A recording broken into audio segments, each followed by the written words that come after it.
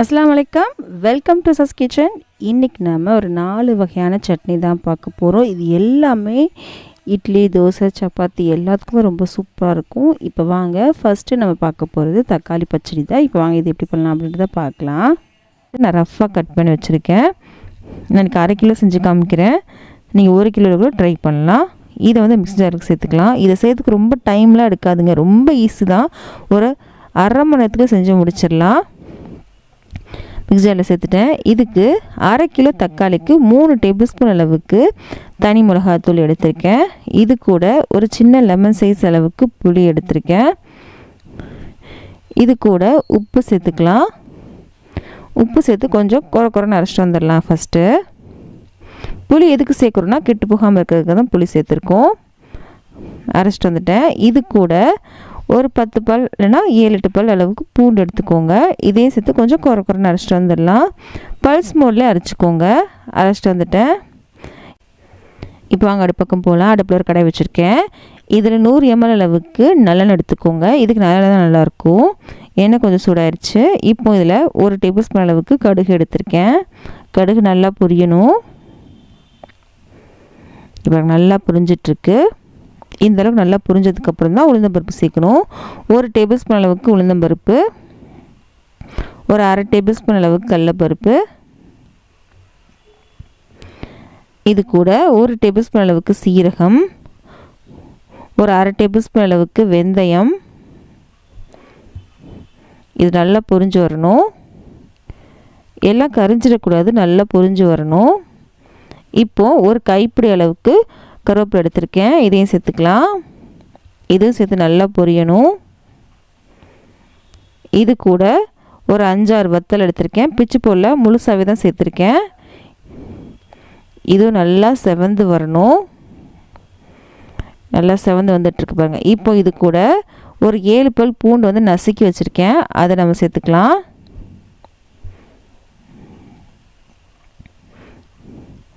இப்போது அரைச்சதை நம்ம இதில் சேர்த்துடலாம். சேர்த்துட்டு நல்லா கலந்து விடுங்க. உப்பு செக் பண்ணி பாருங்கள். எனக்கு கொஞ்சம் உப்பு கம்மியாக இருந்துச்சு, இன்னும் கொஞ்சம் உப்பு சேர்த்துக்கிறேன். செக் பண்ணி பார்க்கும்போது உப்பு கொஞ்சம் கம்மியாக இருந்துச்சு. உப்பு மட்டும் கொஞ்சம் சேர்த்துக்கிறேன். உப்பு சேர்த்துக்கலாம். சேர்த்துட்டு நல்லா கொதிக்க விடுங்க. மூடி போட்டே கொதிக்க விடுங்க. ஏன்னா வந்து சலசலன்னு கொதிக்கும், அப்போ மேலே தெரிக்கும். ஆனால் மூடி வச்சு நீங்கள் வந்து கொதிக்க விடுங்க. அடுப்பு வந்து மீடியம் இல்லைனா சிம் பண்ணிக்கோங்க. எண்ணெய் வந்து நல்லா தெளிஞ்சு வரணும். இப்போ மூடி வச்சிடலாம். பாருங்கள், நல்லா சலசலன்னு கொதிக்க ஆரம்பிச்சிருச்சு பாருங்கள். இப்போ மூடி வச்சிடலாம். அப்பப்போ கலந்து விட்டுக்கலாம் நம்ம. இப்போ 2-3 நிமிஷத்துக்கு அப்புறம் நம்ம பார்க்கலாம். இப்போ நல்லா சலசலன்னு கொதிச்சிட்ருக்கு. இந்த டைமில் நம்ம வந்து சீரகம், வெந்தயம் 1/2 டேபிள் ஸ்பூன் எடுத்து வறுத்து அதை வந்து பொடி பண்ணி எடுத்துருக்கேன். அதை நம்ம சேர்த்துக்கலாம். திரும்பி கலந்து விட்டுட்டு மூடி வச்சிடலாம். எண்ணெய் வந்து நல்லா தெளிஞ்சு வர ஆரம்பிச்சிருச்சு பாருங்கள். அப்போ நான் கலந்து விட்டு தான் இருந்தேன், கீழே விட்டாமல் இருக்கணும்ல, அதுக்காக தான். பாருங்கள் எவ்வளோ சூப்பராக இருக்குல்ல. இது இட்லிக்கெலாம் செம்ம சூப்பராக இருக்கும். தயிர் சாதத்து கூட சாப்பிட்டிங்கன்னா செம்ம சூப்பராக இருக்கும், டேஸ்ட்டாக இருக்கும். இதை நீங்கள் செஞ்சு வச்சிட்டிங்க அப்படின்னா 1 மாதம் வரைக்கும் கெட்டு போகாது. இந்த அளவுக்கு எண்ணெய் சேர்க்கணுங்க. அப்போ தான் உங்களுக்கு 1 மாதம் வரைக்கும் கெட்டு போகாது. பார்த்திங்களா, எண்ணெய் வந்து நல்லா தெளிஞ்சு வந்துச்சு பாருங்கள். நல்லா திக்காகவும் ஆயிடுச்சு. இந்த அளவுக்கு நல்லா திக்காயிடணும். ஈரப்பதம் எதுவும் இருக்கக்கூடாது. நல்லா திக்காக இருக்குது. மேலே வந்து எண்ணெய் நல்லா தெளிஞ்சு வந்துச்சு. நல்லா வாசமும் வரும். பாருங்கள் எவ்வளோ சூப்பராக வந்திருக்குல்ல. தக்காளி தொக்கு அப்படின்னு சொல்லலாம், தக்காளி ஊறுகான்னு சொல்லலாம், தக்காளி பச்சடின்னு சொல்லலாம், எப்படி வேணால் இது சொல்லலாம். ரொம்பவே சூப்பராக எம்மியாக இருக்கும். கண்டிப்பாக ட்ரை பண்ணி பாருங்கள். இந்த சட்னி பார்த்துட்டோம். அடுத்து நம்ம பார்க்க போகிறது வெங்காய சட்னி தான். அதுவும் ரொம்ப சூப்பராக இருக்கும். இது வந்து மதுரையில் ரொம்ப ஃபேமஸான ஒரு சட்னிங்க. இது எப்படி பண்ணலாம் அப்படின்றத பார்க்கலாம் வாங்க. அடுப்பில் ஒரு கடாய் வச்சுருக்கேன். இதில் நம்ம எண்ணெய் சேர்த்துக்கலாம். 1 டேபிள் ஸ்பூன் அளவுக்கு எண்ணெய் சேர்த்துருக்கேன். எண்ணெய் கொஞ்சம் சூடானதுக்கப்புறம் பெரிய வெங்காயம் இருக்கு இல்லையா, அதை நான் கட் பண்ணி வச்சுருக்கேன். ரஃபாக தான் கட் பண்ணியிருக்கேன். ஒரு 3 பெரிய வெங்காயத்தை கட் பண்ணி வச்சுருக்கேன். நல்ல பெரிய வெங்காயம்னா 2 போதும். இது மீடியம் சைஸ் வெங்காயம் அப்படின்றதுனால 3 எடுத்திருக்கேன். நம்ம சேர்த்த எண்ணெயில் சேர்த்தாச்சு வெங்காயத்தை. இது கூட இதுக்கு தேவையான அளவு உப்பு சேர்த்துக்கலாம். இதுக்கப்புறம் ஒரு 1/4 டேபிள் ஸ்பூன் அளவுக்கு வெந்தயம், ஒரு 1/2 டேபிள் ஸ்பூன் அளவுக்கு சீரகம், இதெல்லாம் சேர்த்துடலாம். சேர்த்துட்டு நல்லா கலந்து விடுங்க. வெங்காயம் கொஞ்சம் நல்லாவே வதங்கணும். இப்போ நீங்கள் கருவேப்பிலை சேர்க்க விருப்பம் இருந்தால் கருவேப்பிலையும் சேர்த்துக்கலாம். நான் சேர்க்கல. உங்களுக்கு விருப்பம் இருந்தால் கருவேப்பிலையும் கொஞ்சம் சேர்த்துக்கலாம். வெங்காயம் வந்து கொஞ்சம் நல்லாவே வதங்கணும். உப்பும் சேர்த்துருக்கோம் இல்லையா, அதனால் சீக்கிரமாகவே வதங்கிடும் நமக்கு. நல்லா வதங்கட்டும். நல்லா கலந்து விட்டாச்சு. இப்போது அடுப்பை சிம் பண்ணிவிட்டு மூடி வச்சிடலாம். மூடி வச்சுட்டு இந்த வெங்காயம் வந்து நல்லா வதங்கட்டும். இப்போ மூடி வச்சிடலாம் நம்ம. அப்பப்போ நீங்கள் கலந்து விட்டே இருங்க, கீழே ஒட்டாமல் இருக்கணும் இல்லையா, அதுக்காக தான். இப்போ வெங்காயம் கொஞ்சம் வதங்கியிருக்கு, பார்க்கலாம். லைட்டாக ப்ரௌன் ஆக ஆரம்பிச்சிருக்கு பாருங்கள். இந்த அளவுக்கு வதங்கினதுக்கப்புறம் பூண்டு சேர்க்கணும். பூண்டு வந்து பார்த்திங்கன்னா ஒரு 8லேருந்து 10 பல் அளவு கூட நீங்கள் பூண்டு சேர்த்துக்கலாம். இதையும் சேர்த்து வதக்கிக்கோங்க. பூண்டோட பச்சை வாசனையும் போகணும். இதையும் மூடி வச்சிடலாம். மூடி வச்சாச்சு. இன்னும் 2 நிமிஷத்துக்கு அப்புறம் பார்க்குறேன். பூண்டும் கொஞ்சம் நல்லாவே வதங்கியிருக்கு. இந்த டைமில் நம்ம வந்து மிளகாத்தூள் சேர்க்க போகிறோம். நான் அன்றைக்கி 2 டேபிள் ஸ்பூன் அளவுக்கு மிளகாத்தூள் எடுத்திருக்கேன். இது வந்து நல்லா காரமாக தான் இருக்கும் இந்த சட்னி. உங்களுக்கு இந்த அளவுக்கு காரம் வேணும்னு நினச்சிங்கன்னா 1 டேபிள் ஸ்பூன்லேயே நிறுத்திக்கலாம். இல்லை நல்லா காரமாக தான் வேணும்னு வச்சிங்கன்னா 2 டேபிள் ஸ்பூன் அளவுக்கு கூட சேர்த்துக்கலாம். நான் அன்றைக்கி 2 டேபிள் ஸ்பூன் அளவுக்கு சேர்த்துட்டு நல்லா கலந்து விட்டுக்கிறேன். பொடி சேர்க்கும்போது அடுப்பு வந்து சிம் பண்ணிக்கோங்க. பொடி வந்து கரிஞ்சிடக்கூடாது. நல்லா கலந்து விட்டோம். இந்த டைமில் நம்ம வந்து ஒரு சின்ன லெமன் சைஸ் அளவுக்கு புளி வந்து ஊற வச்சுருந்தேன். அந்த தண்ணியோடய சேர்த்துக்கலாம். ரொம்ப தண்ணியில் ஊற வைக்க வேணாம், கொஞ்சமாக தண்ணி சேர்த்து ஊற வச்சுக்கோங்க. அதையும் சேர்த்து நல்லா வதக்கணும். புளியோட பச்சை வாசனையும் நல்லா போகணும். பொடியோட பச்சை வாசனையும் நல்லா போகிற வரைக்கும் நல்லா வதக்கிக்கணும். திரும்ப 1 நிமிஷம் வரைக்கும் அதை மூடி வச்சிடலாம். 1 நிமிஷத்துக்கு அப்புறம் நம்ம இதை பார்க்கலாம். இப்போது 1 நிமிஷம் ஆயிடுச்சு. நம்ம சேர்த்து எல்லாமே நல்லாவே வதங்கிருச்சு. புளியோட பச்சை வாசனை நல்லாவே போயிடுச்சு. இப்போது உங்களுக்கு கொத்தமல்லி சேர்த்து வதக்கி அரைக்கலான்னா இப்போ கொத்தமல்லி சேர்த்து வதக்கிக்கோங்க. லாஸ்ட்டில் சேர்த்து கொஞ்சம் வதக்கிக்கோங்க. நான் வந்து லாஸ்ட்டில் பச்சையாக கொத்தமல்லி சேர்த்து தான் அரைக்க போகிறேன். அது ஒரு டேஸ்ட்டே செம்மையாக இருக்கும். உங்களுக்கு கொத்தமல்லியோட பச்சை வாசனை பிடிக்காது அப்படின்னா இந்த டைமில் கொஞ்சம் கொத்தமல்லி சேர்த்து வதக்கிட்டு ஆறிட்டு அரைச்சிக்கோங்க. இப்போ அடுப்பு ஆஃப் பண்ணிட்டு இது நல்லா ஆறட்டும். ஆறினதுக்கப்புறம் மிக்சருக்கு மாற்றிக்கலாம். இப்போ நல்லாவே ஆறிச்சு. மிக்சருக்கு சேர்த்துட்டேன். இது கூட ஒரு சின்ன சைஸ் அளவுக்கு வெல்லம் எடுத்திருக்கேன். இதையும் சேர்த்து நல்லா அரைச்சிட்டு வந்துடுங்க. அரைச்சிட்டு வந்துட்டேன் பாருங்கள். நான் சொன்ன மாதிரி லாஸ்ட்டில் கொஞ்சமாக கொத்தமல்லி சேர்த்து அரைக்க போகிறேன். இது நீங்கள் பச்சையாக அரைக்க உங்களுக்கு விருப்பம் இல்லைன்னா நீங்கள் வதக்கணும் இல்லையா, அதே டைமில் கொஞ்சம் சேர்த்து வதக்கிட்டு அரைச்சிக்கோங்க. நான் கொத்தமல்லி லாஸ்ட்டில் சேர்த்து அரைச்சிருக்கேன். இதோட டேஸ்ட்டே செம்மையாக இருக்கும். இதை வந்து ஒரு பாத்திரத்துக்கு மாற்றிக்கலாம். இது நமக்கு தாளித்து கொட்டணும். அதுக்காக அடுப்பில் பேனில் கொஞ்சமாக எண்ணெய் சேர்த்து வச்சுருக்கேன். எண்ணெய் கொஞ்சம் சூடானதுக்கப்புறம் கடுகு பொரிய ஆரம்பித்ததுக்கப்புறம் நம்ம வந்து உளுந்து சேர்த்துக்கலாம். இப்போ நல்லாவே பொரிய ஆரம்பிச்சிருச்சு. உளுந்து சேர்த்துருக்கேன். இது நல்லா பொரிய ஆரம்பித்ததுக்கப்புறம் கருவேப்பிலை, இதோட 2 வரமிளகாயும் சேர்த்து நல்லா பொரிஞ்சதுக்கப்புறம் நம்ம சட்னியில் சேர்த்துக்கலாம். நல்லாவே பொரிஞ்சிருச்சு. இப்போ இதை சேர்த்து சட்னியில் சேர்த்து கலந்து விட்டோன்னா சூப்பரான வெங்காய கார சட்னி ரெடி ஆயிடுச்சு. செம்ம சூப்பரான டேஸ்ட்டில் இருக்கும். இது செஞ்சு பாருங்கள், ரொம்பவே சூப்பராக இருக்கும். தோசை, இட்லி எல்லாத்துக்கும் செம சூப்பரான ஒரு சட்னிங்க. இது காரமாக தான் இருக்கும். ஒருவேளை உங்களுக்கு காரம் இந்தளவுக்கு வேணான்னு வச்சுன்னா நான் சேர்த்த மாதிரி மிளகாத்தூளை கொஞ்சம் கம்மியாக சேர்த்து நீங்கள் அரைச்சிக்கோங்க. இது கொஞ்சமாக சேர்த்து சாப்பிட்டிங்கன்னா ரொம்பவே சூப்பரான டேஸ்ட்டாக எம்மியாக இருக்கும். கண்டிப்பாக ட்ரை பண்ணி பாருங்கள். உங்களுக்கு ரொம்ப பிடிக்கும் நம்புகிறேன். வெங்காய கார சட்னி ரெடி ஆயிடுச்சு. அடுத்து நம்ம பார்க்க போகிறது என்ன அப்படின்னா பீக்கங்காய் சட்னி தான். ரொம்பவே சூப்பராக இருக்கும். இந்த சட்னி எப்படி பண்ணலாம் அப்படின்றத பார்க்கலாம் வாங்க. அடுப்பு ஒரு கடாய் வச்சுருக்கேன். இதில் நம்ம 1 டேபிள் ஸ்பூன் அளவுக்கு எண்ணெய் சேர்த்துக்கலாம். சேர்த்தாச்சு. எண்ணெய் கொஞ்சம் சூடாயிடுச்சு. இதில் ஒரு 1/2 டேபிள் ஸ்பூன் அளவுக்கு கடலைப்பருப்பு, 1/2 டேபிள் ஸ்பூன் அளவுக்கு சீரகம் எடுத்திருக்கேன். இது ரெண்டையும் சேர்த்து கொஞ்சம் நல்லா வறுத்துக்கலாம். இது கொஞ்சம் வறுபட்டதுக்கப்புறம் நம்ம அடுத்த பொருள் சேர்க்கலாம். இதுக்கு வெங்காயம்லாம் தேவையே கிடையாது இந்த சட்னிக்கு. உங்கள் காரத்துக்கு ஏற்றாப்புல நீங்கள் வத்தல் எடுத்துக்கோங்க. நான் அன்றைக்கி 4 வத்தல் எடுத்திருக்கேன். உங்கள் காரத்துக்கு ஏற்றாப்புல ஜாஸ்தியும் பண்ணிக்கலாம், கம்மியும் பண்ணிக்கலாம். இதுக்கு மேலே கம்மி பண்ணிங்கன்னா உங்களுக்கு சட்னி அந்தளவுக்கு நல்லா இருக்காது. இது வந்து கரெக்டாக இருக்கும். உங்களுக்கு இன்னும் காரம் ஜாஸ்தி வேணும் அப்படின்னு நினச்சிங்கன்னா இன்னும் 2 வரமிளகா சேர்த்துக்கலாம். இது நல்லா பொரிஞ்சு வந்துருச்சு. இப்போ நம்ம சேர்த்து தனியாக எடுத்து வச்சிடலாம். எண்ணெய் மட்டும் இதே கடையில் இருக்கட்டும். பாருங்கள், எண்ணெய் மட்டும் இதில் இருக்குது. இப்போ இதில் ஒரு 1/2 கிலோ அளவுக்கு பீக்கங்காய் இருக்கு இல்லையா, அதை நான் கட் பண்ணி வச்சுருக்கேன், க்ளீன் பண்ணி. இது நல்லா கலந்து விடலாம், கொஞ்சம் வதங்கணும். உப்பு எதுவும் சேர்க்க வேண்டாம், இந்த எண்ணெயிலே கொஞ்சம் நல்லா வதங்கணும். இது கூட நம்ம வந்து ஒரே ஒரு தக்காளி இருக்கு இல்லையா, மீடியம் சைஸில் ஒரு தக்காளி நான் எடுத்திருக்கேன், அதை நான் கட் பண்ணி வச்சுருக்கேன், அதை நம்ம சேர்த்துக்கலாம்.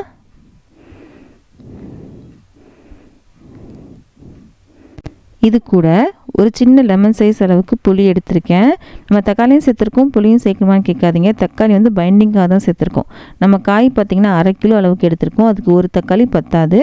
அதுக்காக தான் இன்னும் கொஞ்சம் புளி சேர்த்துருக்கோம். புளி சேர்க்கறனால என்ன பெனிஃபிட்னால் ரொம்ப நேரம் வரைக்கும் கெட்டும் போகாத சட்னி வந்து நல்லாயிருக்கும், டேஸ்ட்டும் சூப்பராக இருக்கும். இதையும் சேர்த்து நல்லா வதக்கிக்கோங்க. அடுப்பு வந்து சிம்மில் இருக்கட்டும். நல்லா கலந்து விட்டுட்டு மூடி வச்சிடலாம். தண்ணி எதுவுமே சேர்க்க வேண்டாம், இது நீர்க்காய் தான், இதுலேருந்து நமக்கு தண்ணி வரும். மூடி வச்சிடலாம். அப்போ மட்டும் கலந்து விட்டால் போதும். இந்த காய் வந்து வேகணும் இல்லையா, அதுக்காக தான். ஒரு 2-3 நிமிஷத்துலேயே பாருங்கள், இந்த தண்ணி எதுவுமே சேர்க்கல, இருந்துமே பாருங்கள் எவ்வளோ தண்ணி வந்திருக்கு அப்படின்னு. இது நீர்க்காய் அப்படின்னா இந்தளவுக்கு தண்ணி வந்திருக்கு. கீழே ஒட்டுற மாதிரி இருந்துச்சு அப்படின்னா தண்ணி மட்டும் தெளிச்சுக்கோங்க. எனக்கு எதுவும் ஒட்டலை, அதனால் வந்து தண்ணி எதுவுமே தெளிச்சிக்கல. இன்னும் காய் வந்து வேகலை, மூடி வச்சிடலாம். காய் வேகட்டும். அப்பப்போ இந்த மாதிரி கலந்து விட்டுக்கோங்க. இப்போ எனக்கு ஒரு 6லேருந்து 7 நிமிஷம் ஆயிடுச்சு. இப்போ காய் வெந்துருச்சான்னு பார்க்கலாம். காய் பாருங்கள் நல்லாவே வெந்துருச்சு.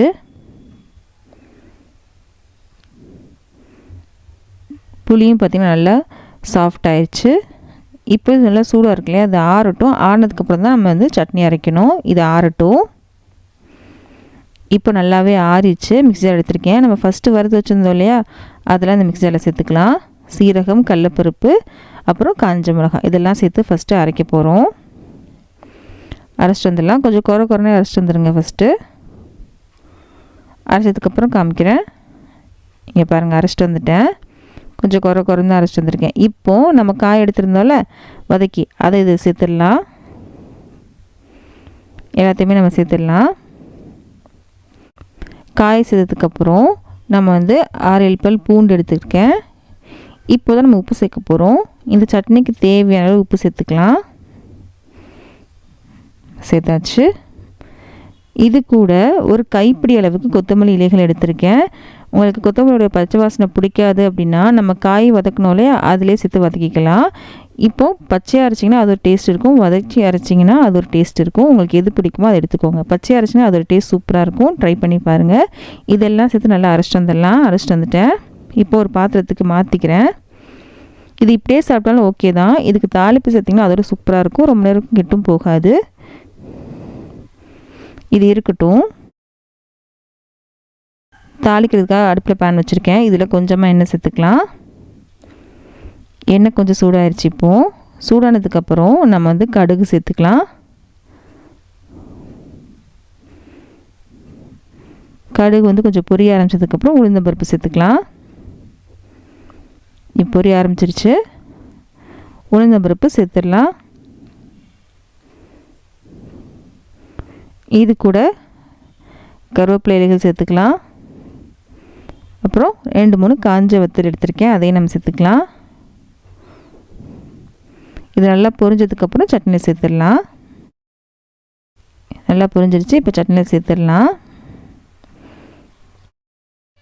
சேர்த்து நல்லா கலந்து விட்டோம் அப்படின்னா பீக்கங்காய் சட்னி ரெடி ஆயிடுச்சு. கண்டிப்பாக ட்ரை பண்ணி பாருங்கள். அடுத்து நம்ம பார்க்க போகிறது தண்ணி தேங்காய் சட்னி தான். இது ரோட்டு கடையில் கொடுப்பாங்க. மதுரை பக்கம் வந்தீங்கன்னா கண்டிப்பாக இந்த சட்னி இருக்கும். ட்ரை பண்ணி பாருங்கள். அடுத்து நம்ம பார்க்க போகிற சட்னி, அந்த சட்னி எப்படி பண்ணலாம் அப்படின்றத பார்க்கலாம் வாங்க.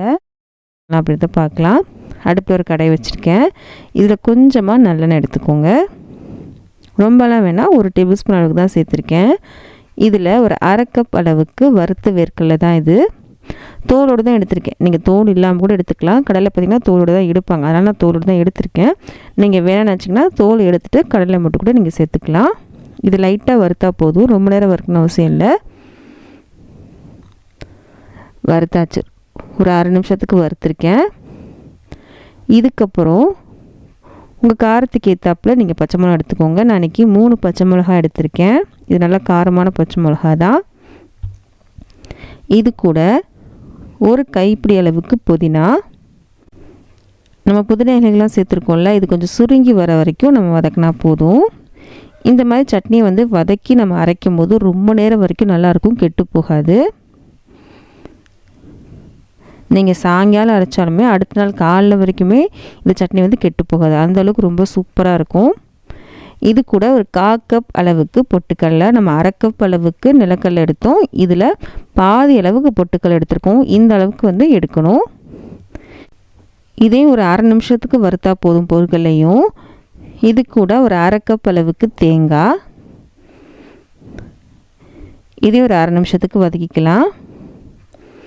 இது கூட ஒரு சின்ன சைஸ் அளவுக்கு புளி எடுத்திருக்கேன், அதையும் நம்ம சேர்த்துக்கலாம்.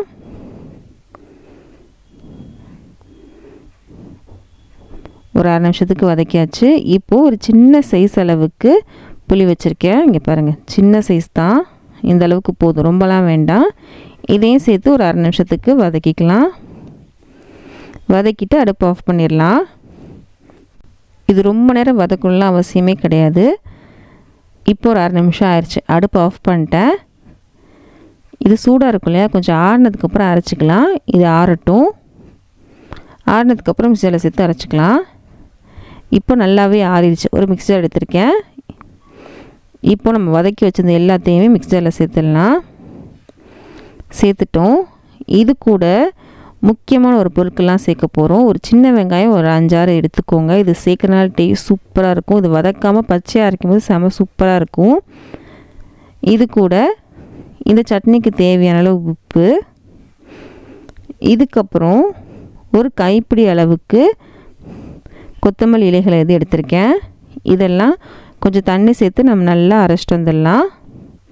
தண்ணி சேர்த்து தான் அரைச்சிருக்கேன், கெட்டியாக தான் அரைச்சிருக்கேன். இப்போது நீங்கள் தண்ணி சேர்த்து கூட அரைச்சிக்கலாம், நல்லா தண்ணி சேர்த்து கூட அரைச்சிக்கலாம். இப்போ இதை வந்து ஒரு பாத்திரத்துக்கு மாற்றிக்கலாம். இந்த சட்னி பார்த்திங்கன்னா கெட்டியாக இருந்தால் அந்தளவுக்கு நல்லா இருக்காது, நல்லா தண்ணியாக இருந்தால் தான் இந்த சட்னி வந்து நல்லாயிருக்கும். அதனால் முடிஞ்சளவு நல்லா தண்ணியாகவே வச்சுக்கோங்க இந்த சட்னியை. நான் சொன்ன அளவுக்கு 2லேருந்து 3 கிளாஸ் அளவுக்கு நம்ம தண்ணி சேர்த்துக்கலாம்.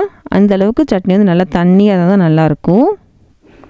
நம்ம நிலக்கடலாம் சேர்த்துருக்கோம் இல்லையா, நல்லா திக்காக தான் இருக்கும். அதனால் முடிஞ்சிருக்கு நல்லா தண்ணியாகவே நீங்கள் இந்த சட்னியை எடுத்துக்கோங்க. பாருங்கள், நான் எந்த அளவுக்கு தண்ணி சேர்த்துருக்கேன் அப்படின்னு. இந்த அளவுக்கு தண்ணியாக வச்சுருக்கேன். இதுக்கு நம்ம ஒரு தாளிப்பு சேர்க்கணும். இப்போ வாங்க அடுப்புக்கும் போகலாம். அடுப்பில் ஒரு பேன் வச்சுருக்கேன். இதில் கொஞ்சம் எண்ணெய் எடுத்திருக்கேன். நல்லெண்ணெய் எடுத்துக்கோங்க முடிஞ்ச அளவுக்கு. இது கூட கடுகு, உளுந்தம்பருப்பு, அதுக்கப்புறம் ஒரு 1/2 டேபிள் ஸ்பூன் அளவுக்கு கடலைப்பருப்பு, ஒரு 1/2 டேபிள் ஸ்பூன் அளவுக்கு சீரகம்,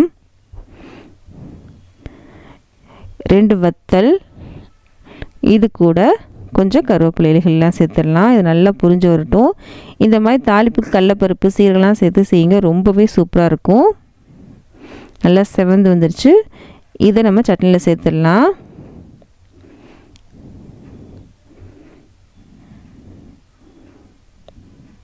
சேர்த்து நல்லா கலந்து விட்டோன்னா சூப்பரான தண்ணி சட்னி ரெடி ஆயிடுச்சு. செம்ம சூப்பராக இருக்கும். கண்டிப்பாக ட்ரை பண்ணி பாருங்கள், செம்ம டேஸ்ட்டாக இருக்கும். இட்லி தோசைக்கெலாம் செம்ம சூப்பராக இருக்கும்.